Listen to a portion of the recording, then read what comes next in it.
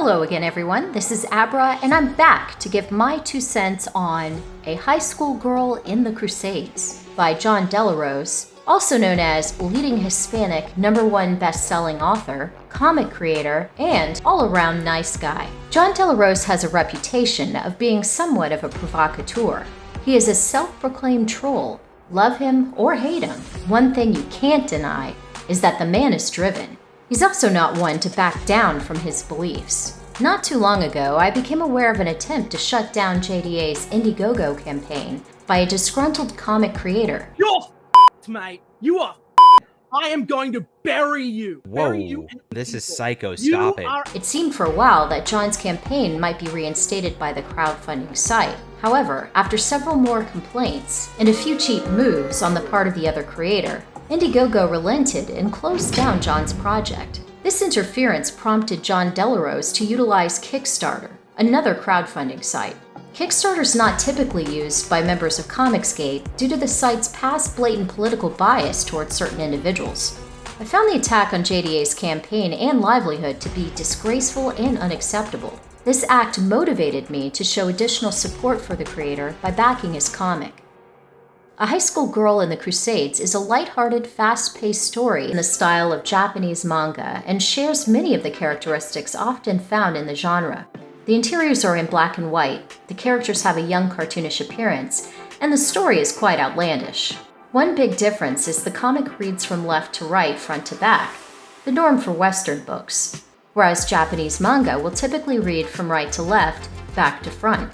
Then of course there's Korean manga, which in most cases is similar to the Japanese format, with the exception of manhwa, which follows the Western presentation, usually.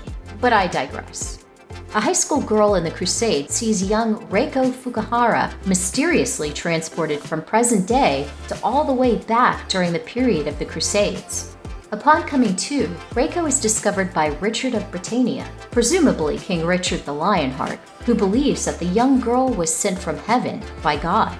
God wills it! Reiko quickly comes to the conclusion that she must be dead and determines that she has been resurrected inside of a game, similar to isekai anime. You really do have to applaud the Japanese for their creativity. Believing that she is starting out her new existence as a game character, the girl is determined to level up right away. She then convinces Richard to bring her along on his holy quest. While the comic did feel a bit on the short side, I found it to be entertaining and very creative. The opening of the book did a good job of establishing certain things that come into play later in the book. It also gave credibility as to why Reiko, a high school girl, is able to hold her own during the Crusades.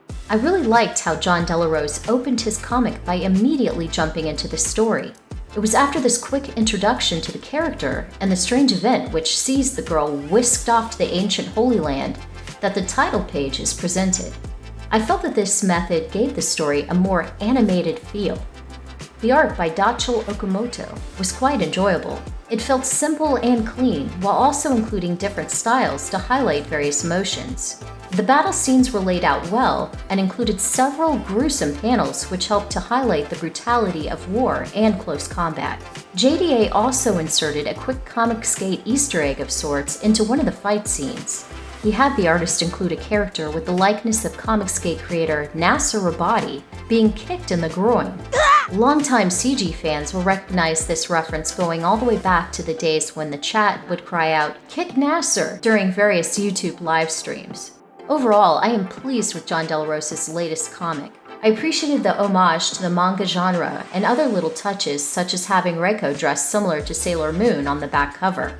My only complaint with A High School Girl in the Crusades is that it felt as though it ended too abruptly. I would love to see more from the story. However, there is the classic saying from P.T. Barnum, always leave them wanting more.